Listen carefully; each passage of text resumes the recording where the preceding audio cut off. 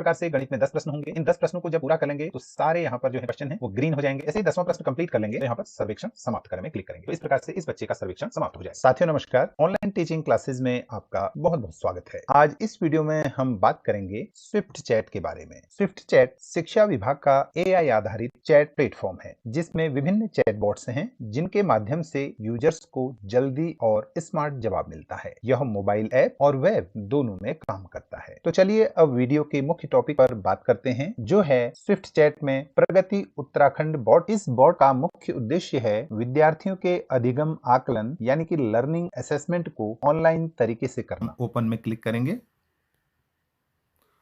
आप देखेंगे यहाँ पर लैंग्वेज चूज करने को कहता है। तो यहाँ पर आप कोई भी भाषा इन पांचों में से सिलेक्ट कर सकते हैं। कंटिन्यू में क्लिक करेंगे। कंटिन्यू में क्लिक करने के बाद ये आपका मोबाइल नंबर पूछता है जिसमें OTP आएगा।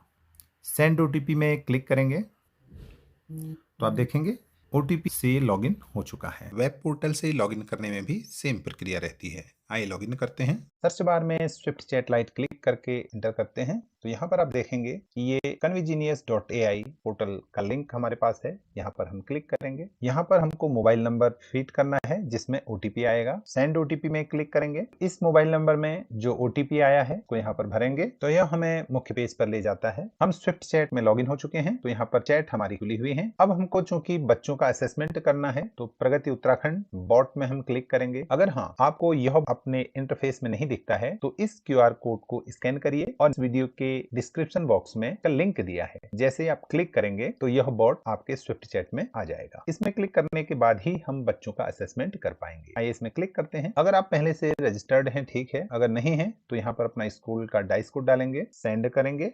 स्कूल की डिटेल यहाँ पर दिखेगी, इसको हाँ सही है में क्लिक करेंगे। अगर यह सही है, जानकारी की पुष्टि करने के बाद यह टीचर कोड मांगता है तो यहाँ पर टीचर कोड भरेंगे। सेंड बटन में क्लिक करेंगे। यह सही है या गलत पूछा जाता है तो हाँ सही है में क्लिक करेंगे।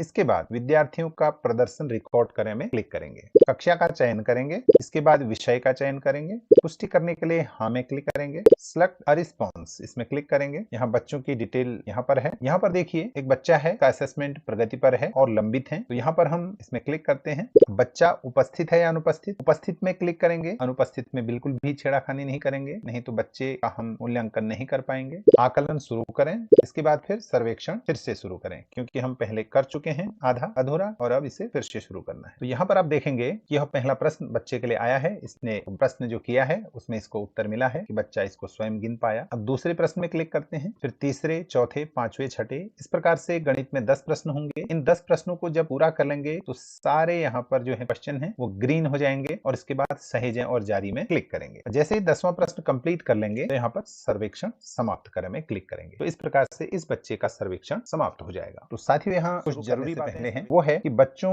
का एनरोलमेंट आपके एजुकेशन पोर्टल में होना चाहिए। अगर नहीं है तो स्कूल एजुकेशन पोर्टल में बच्चों को अपडेट कर लें। इसके लिए आप नीचे दिए गए लिंक में क्लिक कर सकते हैं या ऊपर आई बटन में आप क्लिक कर सकते हैं कि हम एजुकेशन पोर्टल में बच्चों को कैसे अपडेट करें। इसके अलावा उसी बच्चे का असेसमेंट करेंगे जो उस दिन उपस्थित है। किसी भी बच्चे को अनुपस्थित नहीं दिखाएंगे। अनुपस्थित दिखाने से बच्चे का असेसमेंट कर पाना संभव नहीं हो पाएगा। अब यहाँ पर हिंदी विषय चुनते हैं, रिस्पांस उपस्थित दिखाएंगे, आकलन शुरू करेंगे, सर्वेक्षण शुरू करें में क्लिक करेंगे। तो अब आप यहाँ पर देखेंगे गणित में जहाँ 10 प्रश्न थे, हिंदी में हमारे कुल 15 प्रश्न हैं। अगर हम इन सारे प्रश्नों को हल कर लेंगे तो ये सारे प्रश्न ग्रीन हो जाएंगे। उसके बाद अंतिम प्रश्न में जब हम होंगे तो तब सर्वेक्षण समाप्त करें में क्लिक करेंगे। इस तरह से इस बच्चे का हिंदी में सर्वेक्षण पूरा हो जाएगा। तो यहाँ प्रश्नों के प्रकार आप देखिए, तो आपने असेसमेंट सिर्फ इन 4 बिंदुओं पर करना है। प्रश्न ये होगा, जैसे सवाल 1 है, चित्र में दिए गए अनुच्छेद को विद्यार्थियों को पढ़कर सुनाएं और विद्यार्थी से निम्न प्रश्न पूछें। प्रश्न है, तितली कहाँ मंडरा रही है? तो ये हमको पूछना है, देखो उस छोटी सी तितली को बाग में इधर उधर फूलों पर मंडरा रही है। इसके पंख कितने कोमल और रंग बिरंगे हैं। सचमुच तितली बाग की रानी है। हमने यह बच्चों को सुनाया। उसके बाद पूछा, तितली कहाँ मंडरा रही है? तो फिर हम देखेंगे कि बच्चा किस तरह से जवाब देता है। अगर वह इसे स्वयं कर पाता है तो हम इसको 4 स्टार देंगे। यह अधिक चुनौतीपूर्ण कार्यों की जरूरत भारत के लिए है एडवांस लेवल। बच्चा क्विक रिस्पॉन्स करता है कॉन्फिडेंस के साथ, तो हम ये देंगे। बच्चा उत्तर देता है थोड़ा सोच समझकर, तो 3 स्टार देंगे। अगर थोड़ा बहुत